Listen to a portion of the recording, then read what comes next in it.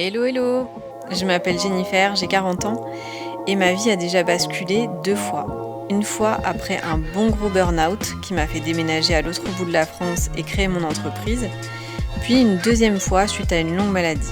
Là j'ai eu très peur pour ma vie, alors j'ai décidé de faire un gros travail sur moi, de penser toutes mes blessures, de comprendre qui j'étais vraiment et de créer une vie qui me ressemble pleinement. Je t'explique ici comment tu peux toi aussi faire d'un événement difficile un véritable élan pour te révéler et pour transformer ta vie. Ici, on parle développement personnel, origine émotionnelle des maladies, outils de connaissance de soi, spiritualité, astrologie, numérologie, âme, mission de vie, équilibre des chakras, blessure de l'âme, trauma enfermé dans le système nerveux, bagage karmique, bagage transgénérationnel, entre autres. Allez, installe-toi confortablement, on va commencer. Hello à toi et bienvenue dans ce deuxième épisode de la mini-série sur l'origine émotionnelle des maladies. Donc dans ce deuxième épisode, je vais t'expliquer comment j'ai été formée à cette discipline. Ça a commencé en 2021, après un an de Covid long. En fait, j'ai rencontré pile au bon moment pour moi une coach qui s'appelle Anne Gobled et à qui je fais un gros poutou, qui m'a offert des séances de neurofeedback dynamique. Cherche sur Google ce que c'est et tu trouveras. Je la connaissais en fait même pas et elle m'a tendu la main suite à un post que j'avais rédigé sur LinkedIn pour en fait parler de ce que ça impliquait d'avoir une longue maladie quand on était chef d'entreprise. Alors déjà, donc je la connaissais pas, elle m'a contactée en message privé et en plus elle m'a offert en fait des séances de neurofeedback dynamique. Et en fait, en plus de ça, comme elle est coach, on a eu plusieurs discussions ensemble et c'est ces discussions qui m'ont amenée à enfin comprendre pourquoi j'étais tombée malade.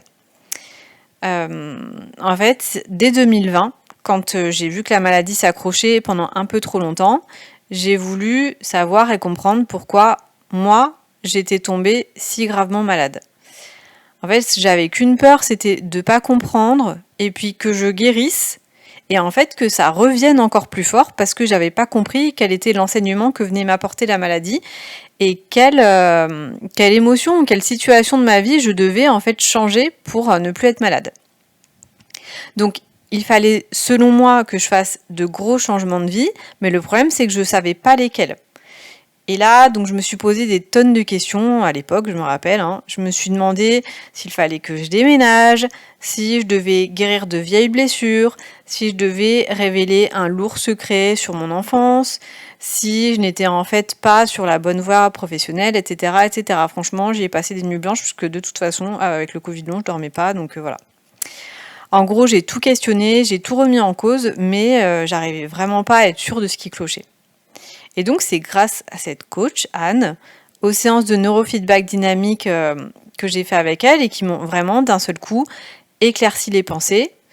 Et c'est aussi grâce au dictionnaire des malaises et des maladies de Georges Martel que j'ai enfin compris ce qui n'allait pas dans ma vie. Et donc, c'est à partir de là que j'ai pu commencer à initier les bons changements de vie. Alors, par contre, c'est pas avec un livre qu'on se forme au décodage biologique des maladies, du moins ça ne suffit vraiment pas du tout. Du coup, à la fin de l'année 2021, j'étais toujours malade, malgré une belle accalmie que j'avais eue pendant l'été. Et comme j'étais toujours malade, en fait, je cherchais de nouvelles solutions pour guérir, parce que le traitement que j'avais eu à l'été 2021, qui a failli me guérir, ne marchait plus.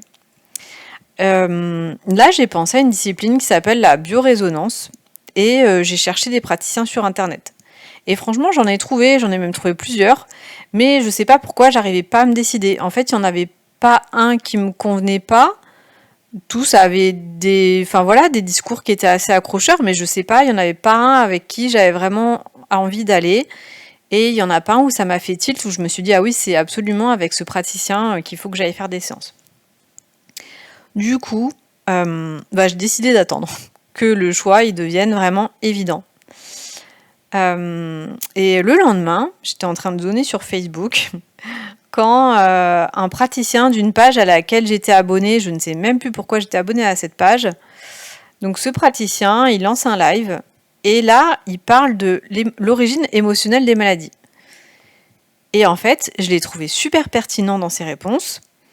Et du coup, là, ça a été évident. C'était pourtant pas de la biorésonance qu'il faisait, mais ça a été évident et j'ai décidé que ce serait avec lui que je prendrais rendez-vous. Donc, en janvier 2022, j'ai fait une consultation de 2 heures avec lui. Et franchement, quand j'en suis sortie, mes symptômes avaient complètement disparu. Ça a été un truc de fou. Le problème, c'est que en fait, les symptômes sont revenus au galop parce que j'ai attrapé un deuxième Covid tout de suite après. Donc trop bien. Mais il n'empêche que j'avais trouvé ce praticien vraiment hyper intéressant et puis efficace. Et là, je me suis rendu compte en fait qu'il formait au décodage biologique des maladies. Il n'était pas seulement praticien, il formait aussi, ce qui est quand même très rare.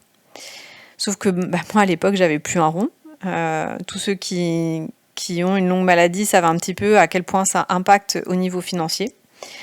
Et je pouvais pas réserver ma place pour cette formation, alors que je savais qu'il fallait absolument que je me forme à cette discipline. Je savais aussi que mon appart, qui était squatté depuis 2 ans, allait se vendre bientôt et que à partir de ce moment-là, j'allais être de nouveau sereine financièrement, puisque j'allais toucher l'argent de la vente de l'appartement, et que ce moment-là allait tomber normalement juste avant le début de la formation. Et ce qui est trop bien, c'est qu'en fait, le formateur m'a dit que j'avais pas besoin de payer d'acompte, et qu'il me réservait quand même ma place sans lui verser d'acompte. Trop bien. Et donc du coup, c'est comme ça que de mars jusqu'à mai 2022, j'ai fait partie d'un super groupe de formés, parce qu'on n'était que des femmes, à être formées donc au décodage biologique des maladies. Et en fait, j'ai trouvé ce sujet vraiment passionnant. Et c'est comme si je me retrouvais sur les bancs de l'école, mais en apprenant une discipline qui me stimulait vraiment et que je trouvais vraiment hyper intéressante. Et en plus, c'était avec un groupe de femmes qui était absolument incroyable. Donc ça a été vraiment super. Et donc pendant ces mois de formation, ça nous a permis de bien comprendre le processus de diagnostic, mais aussi de nous entraîner parce que franchement, étudier des cas réels, c'est vraiment clé pour être un bon praticien. Et ça a été, pas la première, mais la deuxième d'une longue série de formations passion que j'ai fait depuis autour des outils de connaissance de soi. J'ai commencé en fait je sais plus quand, en octobre ou novembre 2021, à me former aux outils de connaissance de soi. Le premier, c'était sur la déprogrammation et la reprogrammation mentale. Et la deuxième, c'est donc sur l'origine émotionnelle des maladies. Et franchement, je pense que toute ma vie, je vais continuer à apprendre des choses autour de ces thèmes et pouvoir ensuite les transmettre. Parce que c'est vraiment ce qui me porte et ce qui me passionne. Voilà pour ce deuxième épisode. Je te retrouve la semaine prochaine pour le 3e épisode de cette mini-série sur la compréhension de l'origine émotionnelle des maladies. Bye bye! N'hésite pas à me rejoindre sur mon compte Instagram Jenbold pour échanger avec moi et pour suivre mes actualités. À bientôt!